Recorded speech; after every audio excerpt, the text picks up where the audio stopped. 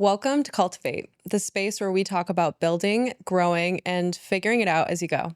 I'm your host, Alex Canavan, and I am so glad you're here today. By the way, subscribing to the show is completely free, and it's one of the simplest ways you can support what we're building here. It helps us land sponsors, and it tells me exactly what kind of content to keep bringing you guys.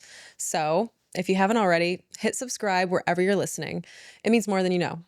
Now, today's guests. I want to start by telling you something before you hear this conversation because I think it'll change the way you listen to it. I found the Scout Guide in a bathroom. I was at Onyx and Alabaster, a stunning designer coffee lounge in Franklin, Tennessee, and there it was, sitting on the counter. I almost walked past it, but something about it stopped me in my tracks. The weight of it, the cover, I picked it up and realized it wasn't a magazine exactly. There were matte pages, heavier paper, and it wasn't just local business advertising. It was stories, editorial spreads on the owners behind the businesses in Franklin. The people.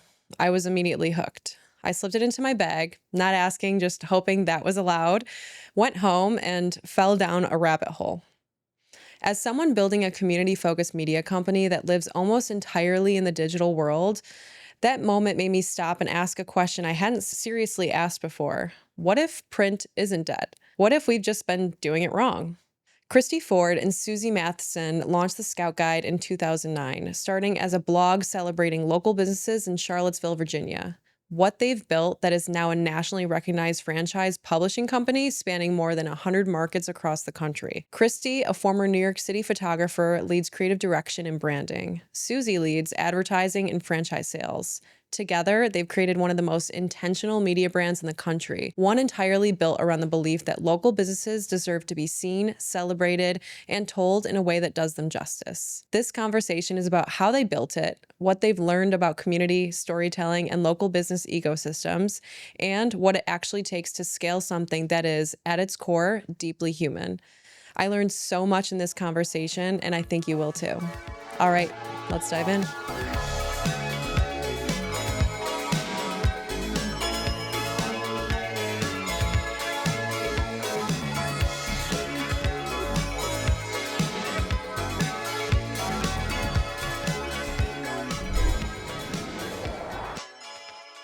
Christy, Susie, welcome to Cultivate. Thanks so much for having us, Alex.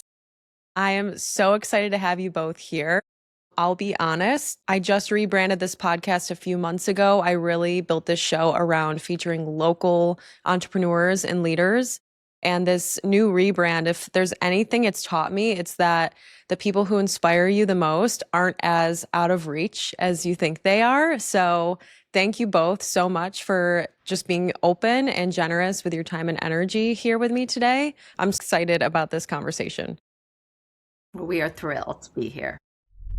Thank you again for tuning into today's conversation. Before we get into the good stuff, though, I just wanted to let you know that Cultivate is now on Substack. After you subscribe, you'll get weekly episodes sent straight to your inbox, and once a month, a bonus newsletter from me where I share what I'm personally learning and navigating on leadership, community building, mindset, and building a mission-driven business. No highlight reel, no pretending I have it all figured out, just what's true in real time. You can find the link to subscribe in the show notes. I'd love for you to be a part of it. Okay, now back to the conversation. So you two decided to build the Scout Guide as kind of a solution to how big box stores and e-commerce were slowly starting to suffocate small local businesses. How do you feel? Do you feel like the tide is turning for local businesses, or do you think that the threat is bigger than ever today? Susie, how do you feel? You know, I think that COVID kind of woke everybody up and I think there was a real realization that small businesses were the heart and soul of these communities. So forcing them to close and keeping open the big boxes, I think really opened the eyes of people to say that, you know, this is the heart and soul of our communities and we need to support them. What was also so interesting is that they didn't give up, the small businesses. I mean, it was a matter of life and death for them in their working world. Like they had to survive because that's how they provided for their families. So I think that their commitment to staying open and the creativity that evolved from that really, I think, has positioned them in a really strong place. I think now more than ever, people are consciously consuming and are more aware of what it means to shop locally and to support a local business over any kind of luxury brand. It's the ultimate luxury. And I do think people see that. The addition of AI coming on so strong and just digital presence being so strong, I think people are kind of reverting back. Life is like a big cycle. And I think people really want the story of the people. I mean, things are all starting to look the same because, everything is so accessible and we can all make it so tight now. And it's just like we really want the human behind it. So I think that in this very digital world, we're going back to the roots and the human aspect, which is really exciting. So I think it's actually a really great time for small businesses. Yeah, I 100% agree too. And that's really what struck me about the Scout Guide is when I picked it up and started flipping through it, I realized, first of all, I mean, the product itself is beautiful. It's very well done. It's very aesthetically pleasing, especially for people who do love print. And, the one thing that really stuck out to me was this isn't just a local magazine full of small business advertisements. This is, sure, information on businesses, their products and services, but more importantly, the people behind those businesses and brands, which I think that is the most interesting part of local businesses is the people behind them and the creativity that happens. And I just, at first glance of the Scout Guide, I was obsessed because just with what I do and what I've built, it really is all about the people. And as you guys have built this for many years now, you understand that that's what really pulls the reader in and gets the audience to really engage with local businesses. When you look at the guide, it's like all these faces looking at you. And I think there's a vulnerability there too of these people are asking you to support them. Nobody likes to get their picture taken particularly, but they do. And I think capturing them at what they do and spend the majority of their life doing becomes a really special time for them to reflect on what they've done and, looking forward. But I do think it's all those faces looking back at you that makes you not want to throw that publication away. 100%. And I also think it's that true human connection that really drives people to become more intentional of where are they putting their money in the community? Are they supporting these local business owners? And especially, like you guys said, with COVID, I 100% agree. I think we've all become a lot more intentional on not just consuming and purchasing to support our lifestyles, but building an ecosystem within our communities. So we can survive hard times like that. I mean, it was heartbreaking to see what happened to a lot of the local businesses during the pandemic. And it's important that we all come together and make it a conscious decision to support those people. I've obviously done my research on you both, but I would love to hear it from your mouths. Who are you? Where did you come from? And what unique role do each of you guys play in the Scout Guide? Who do you want to start? Christy? I think we'll go with Christy first. All right. Well, Susie and I came from New York, moved to Charlottesville, and opened an antique home store with my mom, kind of unintentionally. So became a small business owner. I was a photographer in New York, became a small business owner in a town I knew nothing about. Susie was actually one of my first clients. We became fast friends. So we had a friendship before this. So Susie, years into our friendship and me having the small business, we both had 3 kids of our own. And she came to me and said, I'll let her explain her, but we came together to create this. And I said, we were the perfect pair because she could sell ice to an Eskimo. So I'm like, if you sell it, I'll make it beautiful. So we, from the get-go, had really distinct roles. We've since had to come together because we built a big franchise system and we've had to step back and touch all parts of the business. But I started off as the creative. Now I feel like Susie's as creative as I am and I can sell like she can. We've merged together, but I started as the creative vision. I love that. And then I think that, originally I had a blog called the local shopping scout, just trying to connect people and tell their stories.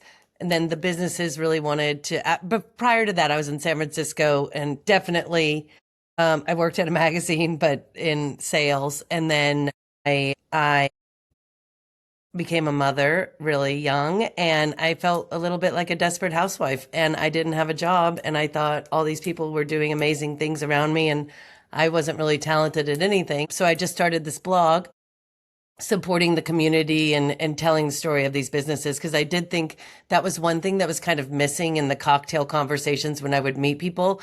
They weren't asking why they did what they did. Oh, you're a real estate broker. Cool. Okay. Well, don't try to sell me a house. Or, oh, you do that. Interesting. But like, why did you get into that? And tell me what is the passion behind going into that business? So I would just begin telling those stories and say, tell them Scout sent you.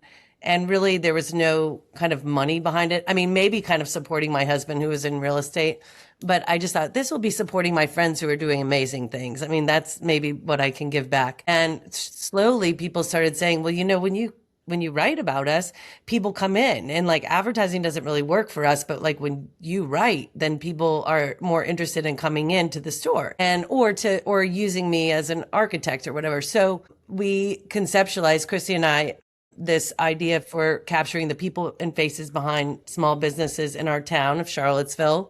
And then I would continue writing the blog, kind of that editorial in kind of mass support of small businesses, being that third party advocate that's like, please don't come into the shoe store and try on a pair of shoes and then go order them online for less. Because what this person has created is like, is this beautiful, they started with a blank canvas of a store and they created this beautiful experience. So like, don't we want to support this versus like an online order and, a bunch of storage facilities all over the country. So I would be that person just kind of advocating, like, don't shop online, So then Christy brought the beauty to the guide, and I have to say that it was really easy for me to sell because I told everybody that Christy was going to style them and make them look beautiful. So that worked out really well for me, making it look easy. And then I really kind of stayed on that sales side and she would stay on that creative side. And as we went, but we definitely worked together all along. And as we grew, I stayed there and she stayed creative, so it was like, we have to build a website, what that's going to look like. Now we have 2 cities and 2 blogs, or 3 cities and 3 blogs. So we work through that kind of stuff. And then like today, we definitely, I would say we have a great everyday team, supportive. And our job is really finding those people in the communities that want to bring the brand of the Scout Guide. So it's not so much finding them because they usually find us, but I do think it is about making sure they're the right fit for the job, that they are the future scouts in their communities. I'm sure it takes a really special kind of person too to carry out that very intentional mission that you guys have too. I am just really curious, Susie, maybe you can answer this. What did that decision look like? And what did the very early days of deciding you're going to take the Scout Guide national and actually build a franchise? Well, it sounds like we were like really smart professional women that knew a lot about business, which we didn't. We had people come to us, so all of a sudden we had our first Charlottesville Scout Guide. We were quite proud of ourselves. It looked beautiful. We had a lot of people complimenting us, saying that's great, but there's not enough innovation in Charlottesville. That'll be a one and done. And then strangely enough, we had people that would clearly take the guide from Charlottesville and take it home and say, well, why don't we have this in our town? This is what we need in our town. So we started getting phone calls about bringing the Scout Guide to, it was like Charlotte and Charleston. And I was this was really nice about having a partner. I was a little bit nervous about that. I was like, well, I don't know the town, so there's no way we can do Charleston. And Christy was like, well, maybe we can do that if we maybe we should go talk to lawyers. We could create some kind of agreement, like they're the person like us in their town, and then we help them create this beautiful guide. So we began as a license agreement. And I don't think our lawyers, we had really good lawyers, but I don't think they would think we were going to grow quite as much as we did. So we started as a license agreement, and That sounded great to us.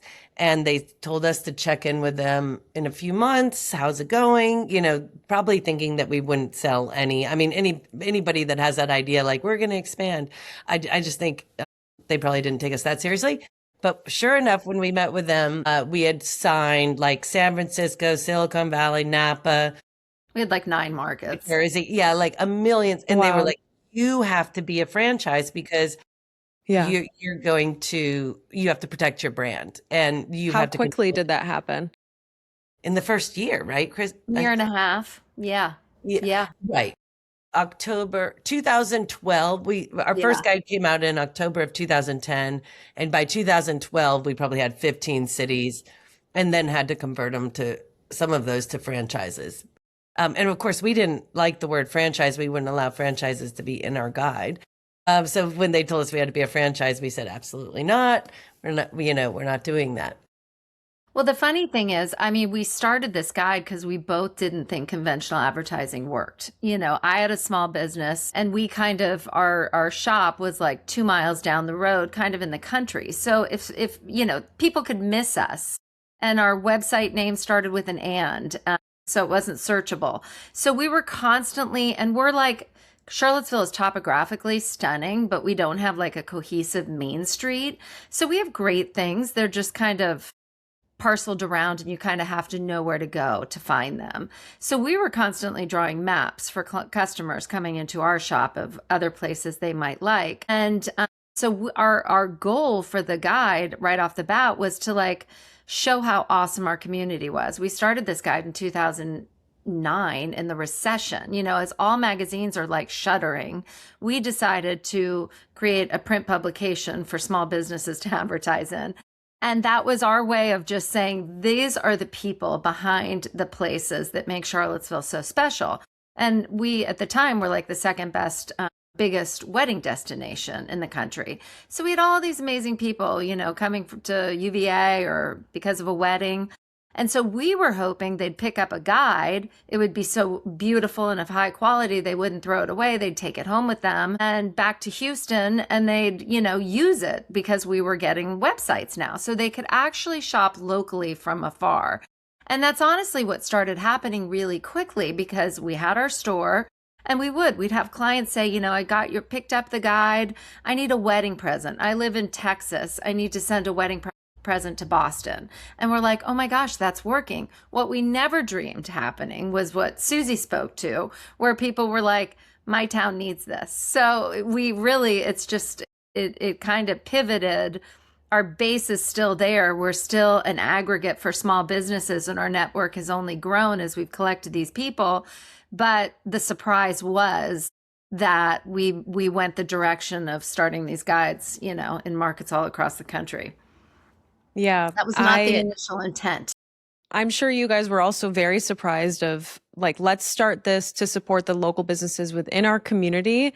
And like, that's our mission. But then you find that as these people are visiting town and taking them home with them, they're shopping online and still supporting those local businesses, despite the fact that they don't live there and they're not residing in that community, but they're still really inclined to support those businesses because of this beautiful publication that you guys have created. We say we like uncover the rock for people. All of our clients can go to Neiman Marcus and buy off the racks, but we're kind of uncovering a gem that's under a rock that they might not get themselves to. So we're just bubbling up those small businesses.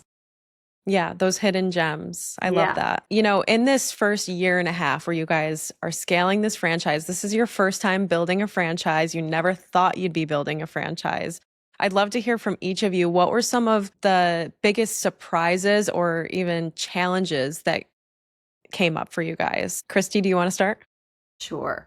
Well, Susie and I started this company over a cup of coffee. So that's, to this day, the investment we made in this company. And so we were always of the thought financial investment. Yeah, that we have to make money to spend money. So we had to sell the guide before we could, print it and hire the graphic designer. And so that was just always kind of our mentality. And so when the lawyers were just like, I think you need to be a franchise. We're like, no, no, no, no, no, because we went from like a 9-page license agreement to like an 80-page franchise agreement, which was a massive investment. And again, it's just like, we're a year and a half in, we didn't know where this was going. So, it was a huge leap to then, it was a blessing in disguise because again, we put together the model for our business on a napkin at the coffee shop as well. And so becoming a franchise, we had to create the foundation for the business and we had to dot the I's and cross the T's and legitimize everything we had started. So I think we were really smart to hire an awesome Darden. Darden's the business school at UVA woman to be our CEO at the time and really lead that charge to, create the franchise agreement, which was basically creating the whole business model and thinking of everything we hadn't thought about and then some. So that was a real challenge because I feel like we are both creatives and out in the community and very, we're connectors. That's what this business is. But we had to stop for a good year, I'd say, and really just work with our lawyers and work with our team to really solidify the model we were selling, which was amazing. And it's a repetitive model. So we had to do it once. We make modifications every year in the FDD, but it made us, I don't know that our personalities would have gotten there otherwise. Yeah, it was a great structure that we didn't otherwise have. So, we had to do, and we are very willing. Both of us are great. We're hard workers and we're great students. So when somebody tells us what to do, we will do it, and we'll usually do it better than they even expected. So I think that really helped that we were happy to like color in the lines. And I think that's what we've learned to love about franchising is that it makes you start your business within a structure that will grow it very strategically versus just creatively. I think we would have gotten really distracted without it. Yeah, you know what? That's a really good point. Even if you aren't planning on franchising, maybe that's a great piece of advice is like build your business like you might franchise and build those structures and those repeatable processes with somebody else doing it. And we always say build it like you're going to sell it because it's like taking over a house. You're not just going to ignore these things that need daily care and maintenance, is that you're building something to be really proud of. And I think one of the realities somebody said, I remember said one of the weaknesses I see in your business is that you only work with small businesses and a lot of those are women. And I was so insulted. I think putting on some armor in these beginning years was so critical for us. And then also that competitive streak in us that was like, oh, we'll show them. But I kind of believe opposite, right? Like small businesses are just amazing. They're so wonderful to work with. We now have a bunch of small business owners who are franchisees with the Scout Guide, and to work with them and to teach them. And we kind of have them build their business the way we've built ours with, there's a lot of paperwork and there's a lot of data entry and there's a lot of important information, but we help them do that hard part. And I think when you get, and now we have over 100 female business owners that own the Scout Guide around the country. And when you have women set their goals and tell you how much money they want to make, they will always overachieve their goals. So they are also, I think it's been so fun to work with these business owners. So I feel like we get the network of the franchisees and the network of the communities, the small business community. And I don't think there's anything better than working with those two groups, honestly. It's so true. But a good suggestion would be to day one, as you're starting your business. It seems like such an oxymoron, and it took us years to figure this out. But day one, you should have an exit strategy for your business as well. And so I think when you think in that long-term way, you are setting it up to create value. Just like you invest back in your home, you're investing back in your business, and you're laying it out knowing there will be another buyer down the road. And I think that's the way of looking at it. And, we went to speak at Darden Business School kind of soon after we had started. And it was the first question from these MBAs, like, what's your exit strategy? And we were like, what are you talking about? We love what we do. Why would we have an exit? You know, I mean, we were just like, that is ridiculous. That's so formulaic. We're so passionate about this, but it is really something we've learned. And I think to your point, it will help you start the infrastructure in the right way so that you know, life happens, especially with women. Your husband moves, you have babies. I mean, you know, so many things can happen. So if you just day one look to the long term of how you set it up, thinking you're going to, you know, sell it at some point. I just, whether you do or don't, it's just a Yeah, it great doesn't practice. matter if you actually sell. I mean, look at us. We were still the two owners of the business, you know, but I think that discipline of that helps you do it the right way. Yeah, that's excellent advice because I think a lot of small business owners go into business because they're really passionate about something. They love what they do. They're really good at what they do. So they want to make a career of it.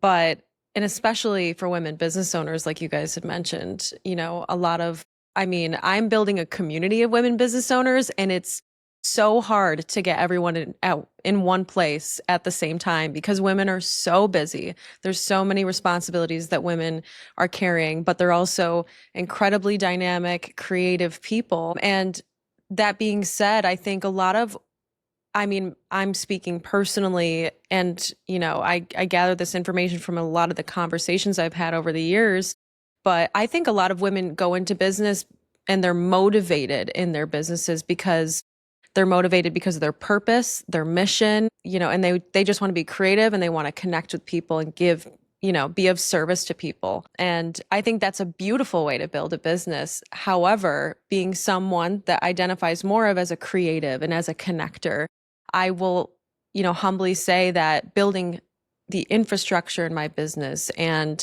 really getting down to, you know, the nitty gritty of business hasn't necessarily been at the top of my to-do list, but I've had to kind of learn that over time and make that a priority. And, you know, at first I didn't have an exit strategy, but over conversations like this, I've realized, wow, I should really, really do that and really start figuring that out.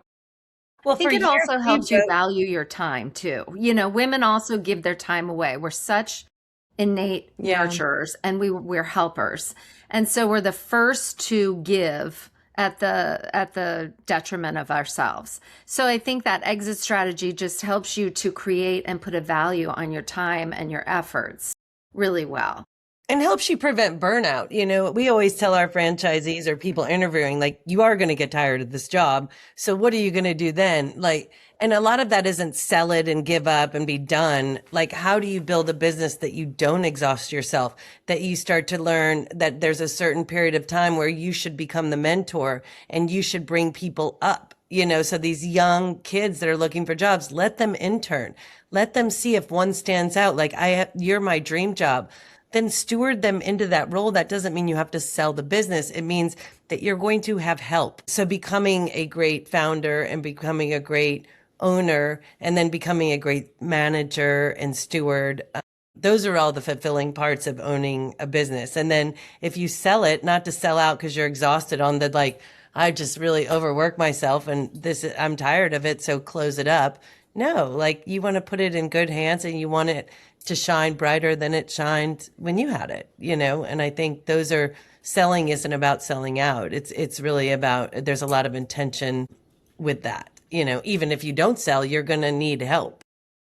Absolutely. And I think because a lot of women are so capable and also so used to being the supporting role too, it's me personally and also the people I talk to, learning how to delegate and delegate well is a struggle, I think, for a lot of women entrepreneurs. Do you guys have any advice around delegation, especially when it comes to scaling a business? Well, I Christy? think women are control freaks, you know, it's in our nature, and that is a real battle. I think something Susie and I have done from the get-go is surround ourselves with people smarter than us, or, you know, with skills that we don't possess. And so that would always be, you know, something I'd say, if you don't have it, find it. And, you know, don't be intimidated by someone being bigger and better than you are. That's what you need.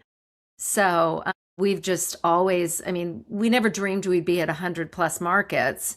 We are here today and doing it lovingly because of all the people we've collected along the way. So it's all about collecting these quality people and then, just letting them shine and, doing what we all do. Yeah, I think trust would be the big, trusting the people to do their jobs, to work, I just think knowing don't do it alone so you can make more money, really think about this with the franchise, the Scout Guide, you get a team, like you buy into a community, into a team, and all of these people doing the same thing around the country. I think that's so important. But I think if you go and open a store, you need to buy into the community and the people around you and trust them and trust them to help you. I think asking for help and trust, those are all things that we really facilitate in our local communities and teach our franchisees that small businesses need a community themselves to ask questions and help and trust, because we don't have all the answers. And I think that's okay. And we're not scared to make that known, and ask for help. And we're not scared to also mess up along the way, because you don't know until you do it, and you learn from your failures more than your successes. Yeah, and it's totally okay to not know everything. You're not supposed to.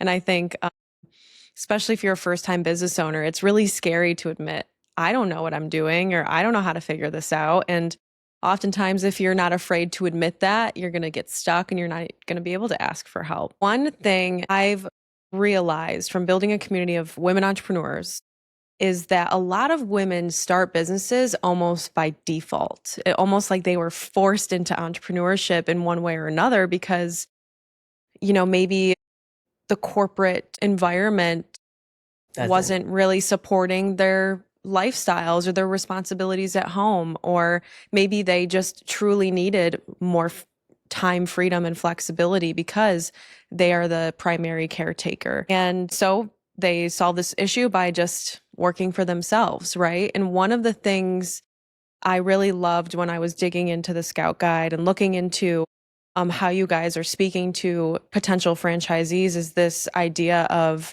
freedom, flexibility, creativity, and purpose when you do become a franchisee in the Scout Guide. So I'm just curious. I'm sure there's so many incredible success stories now that you are in over 100 markets. But, Susie, I'm going to have you go first. What's one story that really stands out to you of one of your franchisees? I would say it was at the beginning, and one of our franchisees she wanted to buy 2 markets, and it was San Antonio and Hill Country. And she said, I followed your blog and I've been following this, and my husband was the one that kind of put me onto your newsletter and was like, this is something you need to do. This would be a great opportunity for you. All the things. It will, you can touch your creative side and everything.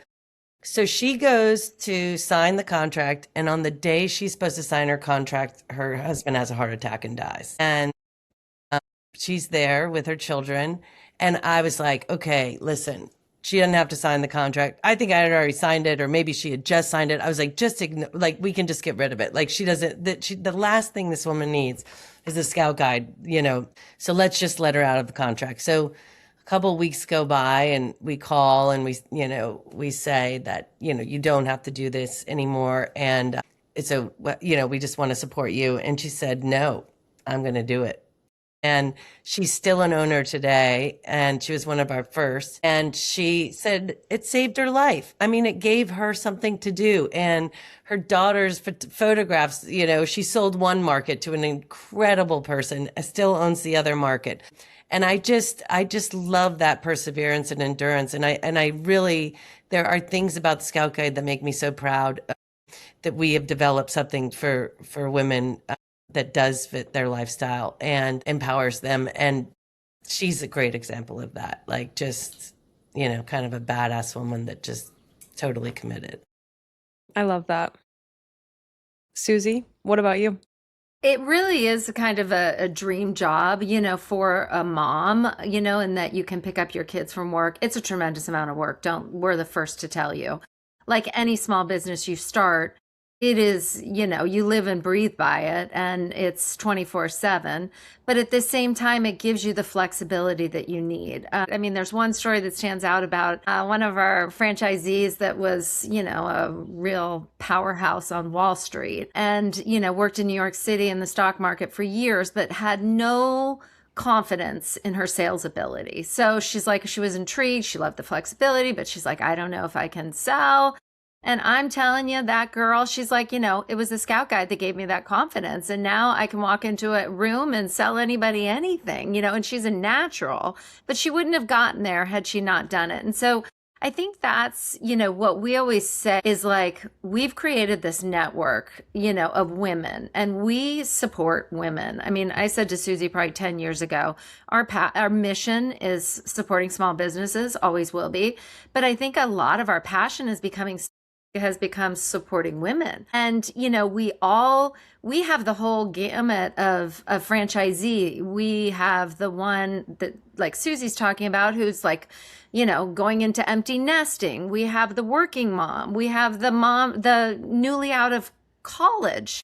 We've got all walks of a woman's life, and it's so nice for them to step into their own business, but have the support of headquarters, that's what you're buying. We have this amazing staff that we teach business 101. We've got all the resources. We said for years, it's like a business degree. It's just a applied, MBA. So I think that confidence, it's been interesting to watch these women enter the Scout Guide at different times. We have some totally new ones that just don't have a lot of experience, period. We've got women that left the work world 10 years ago, 20 years ago. The world's totally different. And it's just fun to watch them come back into the working world, but be so supported by other women doing the same thing they're doing with such like open arms. You put them in we have a annual editor conference every year, and really we put them in one room, and we have it's like multi-generational, but you put them all in a room and everybody's kind of fast friends because of the mission. You guys were, we were all tied to the mission and so I think just the confidence we've watched grow in ourselves, as well as everybody involved in the Scout Guide, has just been like the most rewarding thing. And then to watch franchisees that do end up selling go off and open their own businesses and start their own brands and say, I would never have done that without the Scout Guide. That's what is just like the most fulfilling thing to us, is that, yes, we created it, but this brand, we've always said since day 2, has always been so much bigger than us. And we're just so happy to be the stewards of it because it's given life to so many people. Yeah, that's so beautiful, Christy. It's not just a brand. It sounds like a movement that you guys have completely started. First of all, that editors conference sounds like a great time. I can only imagine the magic that's happening in that room, like insane, the amount of creativity that's probably flowing through that space. But is there anything your franchisees have actually taught you to as the co-founders of the Scout Guide? Christy? Lots. Patience, so much. That's the beauty. And that's the beauty of having, we always say it in our discovery days when we have potential franchisees meet us, they get the real us, and it's really important that we make a match. But the really beautiful thing about a company our size, and I think having 2 women leaders who are moms and friends, is we're so accessible. Like our franchisees are having the most amazing ideas. Like for so long, we had to build the company and we had to offer all the resources. Now we're 16 years old and we are learning from our franchisees. We are learning from those editors because they're doing it better than we could have ever conjured up from a headquarters standpoint. So it's really fun to, just see what's blossomed and really give credit to the people that have built this brand on their backs to get it to today, and hopefully give credit to those that have just like broken the barriers, and modify our model based on the evolution, the beautiful evolution that's happening. That's amazing. Susie, what about you? What have you learned? I would say, I mean, very similar. I mean, we have learned so much from them, but I think that the reason I love business ownership, which I didn't know that then, but I love it today, is because it's taught me to be a better person. And I think that you learn to deal with people, different kinds of people. You start to reflect on the kind of person you want to be in the world. You know, do you pay your bills on time? How do people view you? Are you a no person or are you a yes person? Like the people that said yes to me when I first went out there and I had this idea, like, I value them so much, you know, and I don't want to be a know-it-all. I don't want to be the one that's always offering the other ulterior, you know, the negative advice. I want to be the one that's like, yes, I think that sounds amazing. You should do that. Or yes, I will commit to that.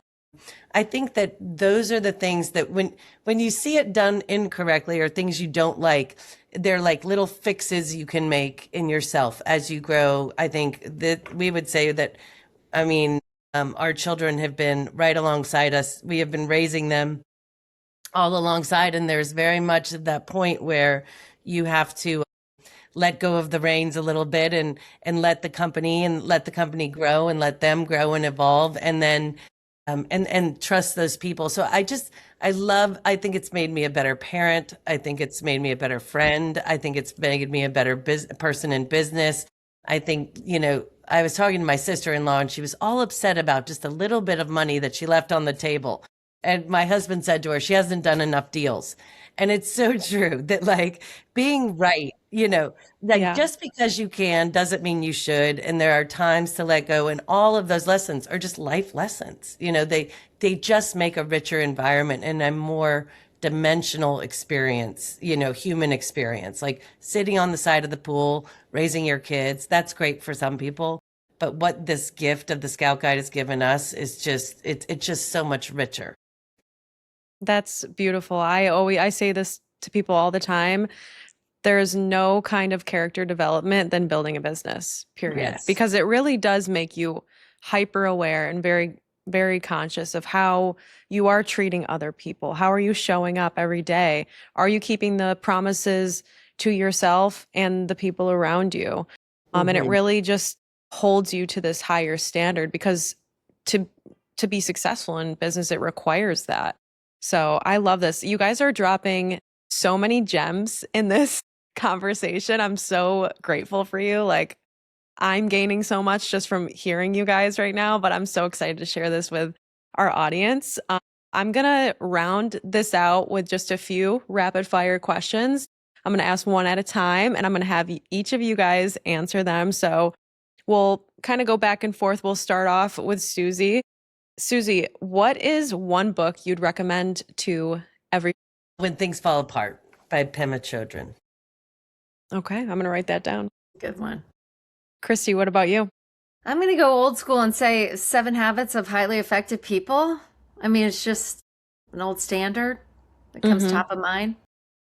Yeah, no, I read that years ago, but I feel that's like one of those books that you reread maybe like every couple of years. Exactly. What podcasts have you guys been binging lately or something you listen to every single week? Susie? I don't. You don't listen to podcasts? I know I'm not a podcaster, but I'm a music person. I can tell you like my playlist that I listen to over. I don't know. I don't know what it is, but I'm not a big. What's your playlist? Duologue. I love that. I do have one friend that does Duologue, and I do think she has some. Her name is Leslie Haney, and I do listen to her weekly, and I love her stuff. But I do it intentionally to listen to her. Do you know what I mean? But I haven't really. I used to love How I Built This, and I mean those are all so much fun to listen to. I can't get. But Christy can tell you, she's much better at that. I've been a big podcast consumer for years now, but I'll be honest, right now where I'm at in this season of life and business, I'm actually like swearing off podcasts because I'm just one of those people that feels like they have to constantly be learning and improving, but I need to consume less content around other people, what other people are doing or whatever information they want to share with me. And I need to like really focus on my business right now and executing in that area of life. And I think that when you're just constantly consuming content or like self-development things or whatever it is, it's easy to get pulled in a lot of different directions and get Yeah. distracted from like, what am I actually supposed to be focused on right now and doing? I So find that a lot. Like my business is like in the quiet, like that forced quiet that like, yeah. you And it's know, a beautiful place to be because I've been getting so much done. I've actually had the capacity to say, okay, what is like starting to look at our systems and like, let's refine this. Why are we still doing this the way that we should be doing it? Let's improve this. And I don't think I'd have the capacity to focus on those things if I was listening to podcasts right now. It's so true. And I agree. I have been over the years, and everything's cyclical, you know, an avid listener because I too love to learn. But I'm definitely in a phase of quiet, you know, trying, because I don't think without the space, and it's taken me many a moons to figure this out because I have always loved being distracting. You know, it's been a good defense for me. But I think leaning into the quiet and the stillness and the podcast, what's her name? I do really like her, Kathy Heller. And it's, I don't know what you'd refer to her as, maybe inspirational or motivational, but she just has some great pearls and like throws them out there. And, you know, I'm trying to lean into more quiet meditation more than all the noise. So, yeah, I'm with you. It's just, I'd say Kathy Heller, she's great. I listen to her here and there when I'm gardening, but I don't really, I'm kind of embracing the quiet, which is. Yeah. I love that. I love New that for for you me. guys. I just shared on like LinkedIn yesterday this like reflection around how I used to work for hours in coffee shops, and that's really what helped me stay productive. But now I just went to a coffee shop and just I was there for less than an hour and was just completely overstimulated and just like not feeling it. I was like, I just want to be home in the quiet and like in, Well, it's you the know, just only kind way of to get to protecting your my creative energy. flow. Yeah, it's Yeah. true. I used to have tennis going in the background. I just needed something in Mm. the background. And now it's like, you know, I really see the quiet is when the magic happens. Yeah, no, it's just interesting to see how things do shift and what motivates us or energizes us changes over time. We think that we're wired this way. Oh, I'm an extrovert, I'm a social butterfly, so I need stimulation and people around me so I can, you know, execute. But at this in this season of life, I do think I'm in the quiet as well, and I feel like what I've realized is that that's actually really quite powerful, and I'm I don't loving think it it. gets any more powerful. I I think love it's that. funny. Like today, I was thinking about the podcast, and you know, I think that sometimes you look at the Scout Guide and you're like, oh, that's huge. They had this idea, and then they did that. And somebody said to me, like, you weren't just a businesswoman all along, like you. And I was like, no, I really was a desperate housewife, needing to do something, wanting to do something. But I think that like what I thought about is like that you can start something really, really tiny and really, really small. And just it can unfold in the ways probably it's supposed to. And my husband had said we were on a ride and he said, you know, it's so amazing to actually like watch some of these videos of like people in Newport Beach hosting big launch parties for the Scout Guide. Like it's kind of crazy to think about. And he was like, I'm just so proud of that. And how do you feel about it? And I was like, it's funny. Like I have a different feeling. I don't feel a lot of that. Like, oh, I'm just, wow, aren't I proud of myself? And I thought about when I was quietly walking behind him, I was thought about what am I thinking? What do I think about that? And it's not that I worked harder than anybody else because I think we would lose on the hard, like the daily grind. But I don't think of us as daily grinders. So it's not that we worked hard and we won, you know. I think that like Christy, we've always considered the Scout Guide a great gift. You know, it is a huge giver to our families. It's always been a money producer. It's caused very little stress in either of our lives. And so I think we've always considered that is such a gift and that it does such great things for small businesses. It's like it has like a good mission behind it and a great passion and a lot of great passions behind it, like telling other people's story, not telling your own, but telling other people's stories and advocating for them. I think, you know, that's maybe why it probably took off. And then there's this huge, I think the other thing that we were probably good at is like stewardship. and like that we needed to protect this brand that we created, and we needed to become this parent of this brand. And so I think we were, kind of good stewards to allowing it to grow. When we talk about like, you can do it yourself or you can open it up and offer it to other people.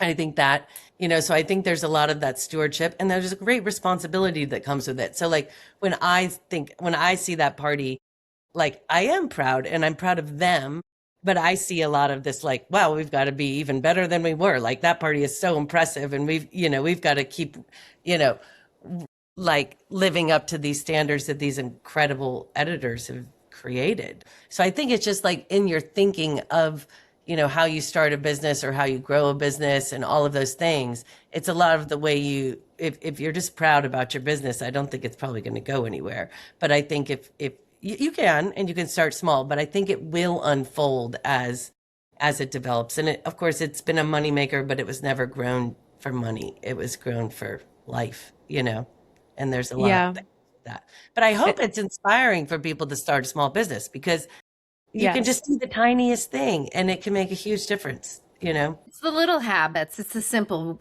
with things, changes that make a business. I think a lot of entrepreneurs in the beginning get really intimidated because it seems overwhelming. Don't let it overwhelm you. Just make simple adjustments to your daily practice, adopt a couple small habits, and it'll build.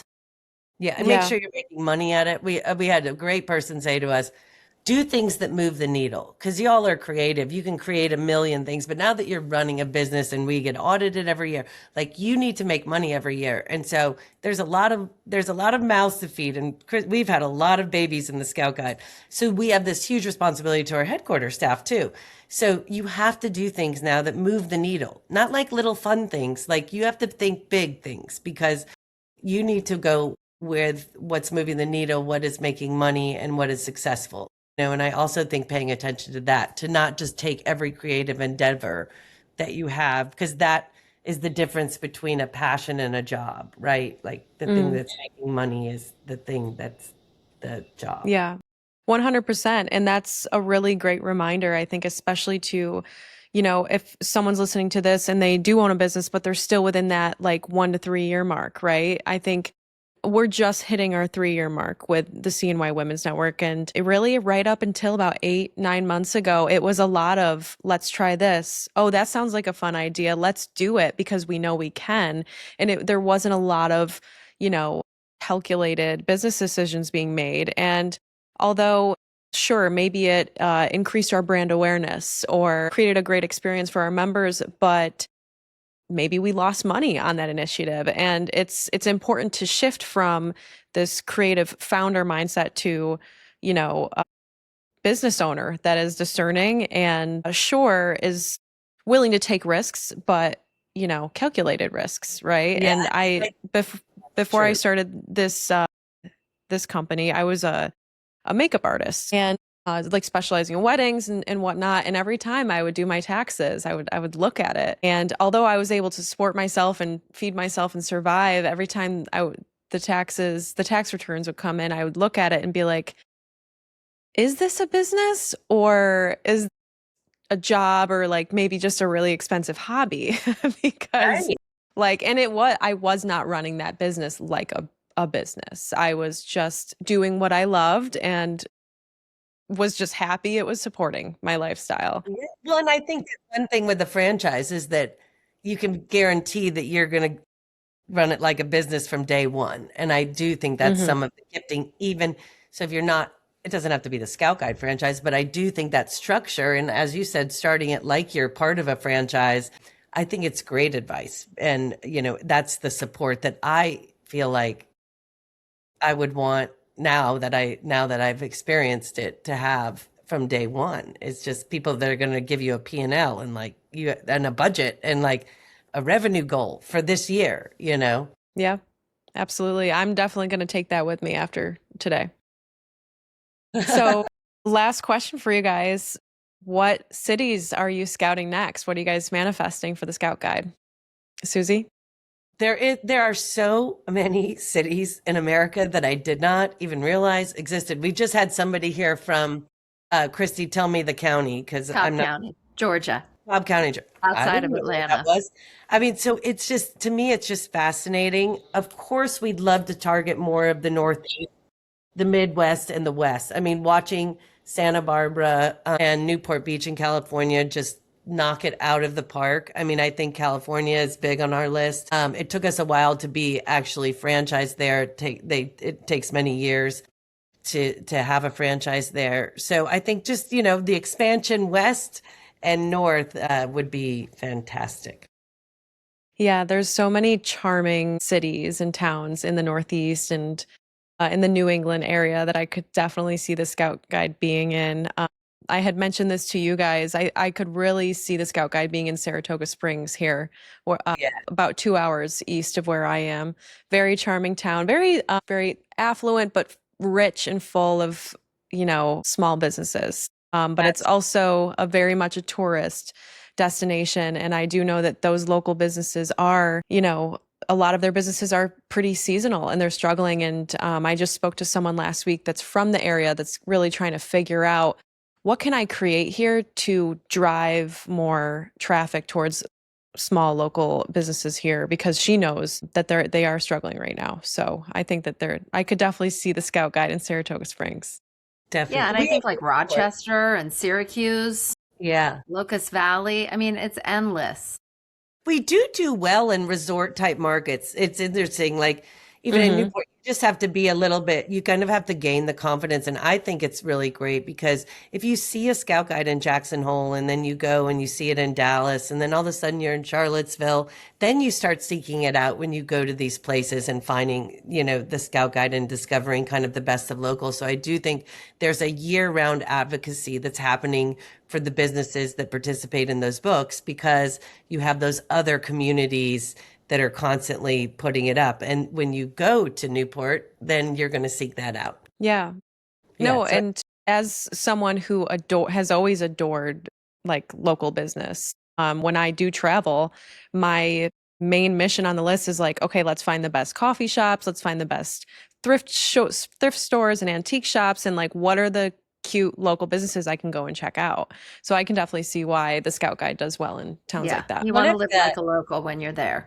One of the inspirations I remember being was like, there were these people coming in, these clients that came in, and they went to this local coffee shop in Charlottesville. And then they were like, well, the coffee was terrible. And so we had to go find Starbucks on 29. And I started to like dissect kind of like, why do people go to franchises and why do people go to why do they support these franchises?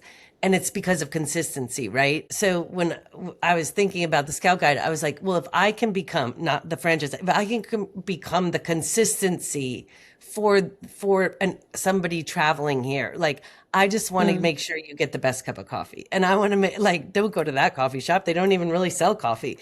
But if you happen upon that, then you're going to go straight to the chain.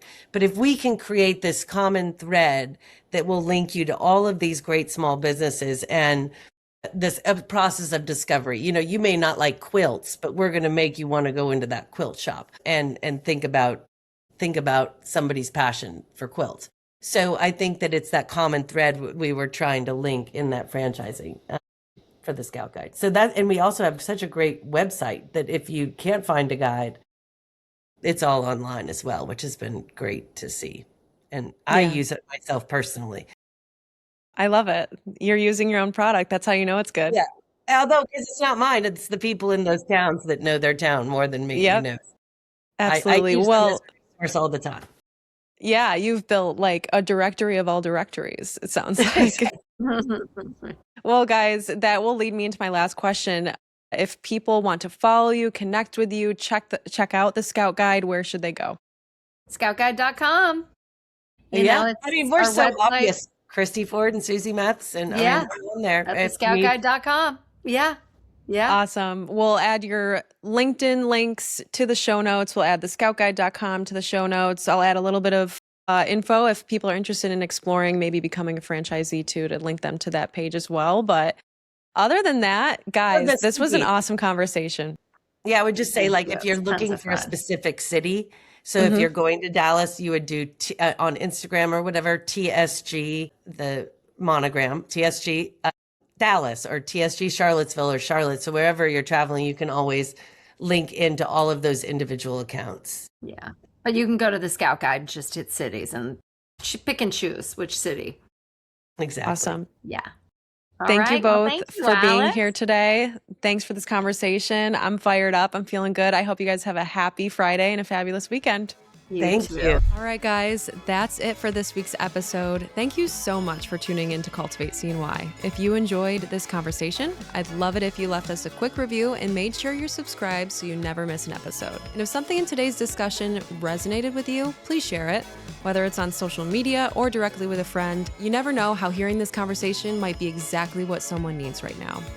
And I love to hear your feedback. I love to hear your thoughts. So please be sure to tag us on social media if you do share there.